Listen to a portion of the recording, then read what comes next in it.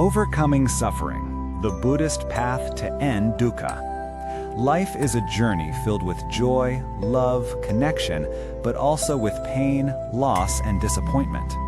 We suffer when we lose what we love, when we cannot get what we desire, or when we feel lost and disconnected. In Buddhism, this universal condition is known as dukkha, a deep existential dissatisfaction that touches every aspect of life. But the great news is this: suffering is not permanent.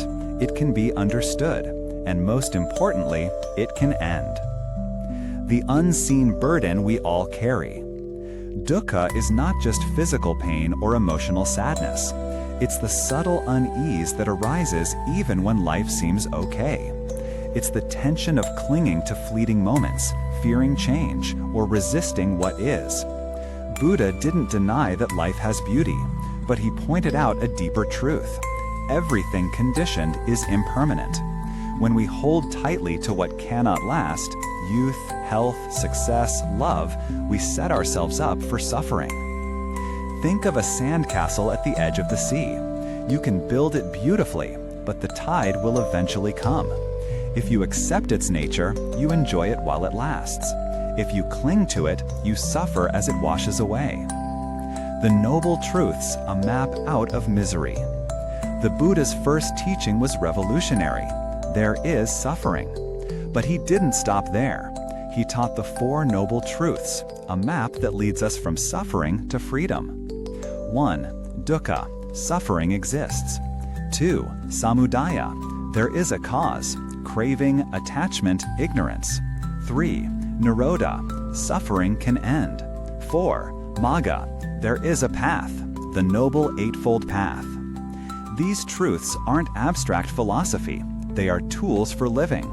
They ask us to look honestly at our lives and discover that freedom is possible, not in a far-off heaven, but here and now.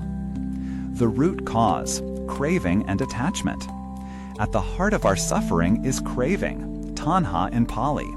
We crave pleasure, status, permanence, and control. We also resist what we don't want, pain, failure, discomfort. This push and pull shapes our entire experience. But the world doesn't bend to our will, so we suffer. Imagine clenching your fist around a thorny rose. The tighter you hold, the deeper the pain. Now imagine opening your palm, allowing the rose to rest without grasping. The thorns are still there, but they no longer pierce your skin. This is the Buddhist path, letting go, not of life, but of the illusions we project onto it. Mindfulness, the doorway to freedom. To transform suffering, we must first recognize it. This is where mindfulness becomes our greatest ally. Mindfulness isn't passive awareness. It's an active, compassionate attention to our moment-to-moment experience.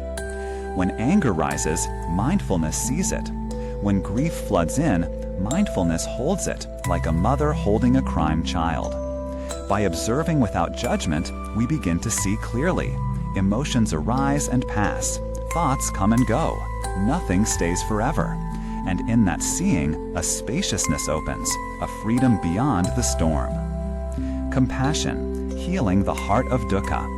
Alongside mindfulness, we need compassion, especially for ourselves. Suffering often brings self-blame, shame, and isolation. But the Buddha taught that suffering is not a punishment. It's a wake-up call. It invites us to soften, to open, and to connect. When we respond to our own pain with kindness, healing begins.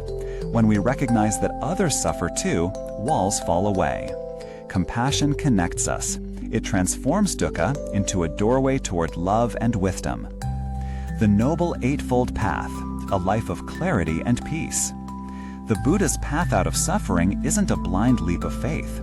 It's a practical path of ethical living, mental discipline, and deep insight.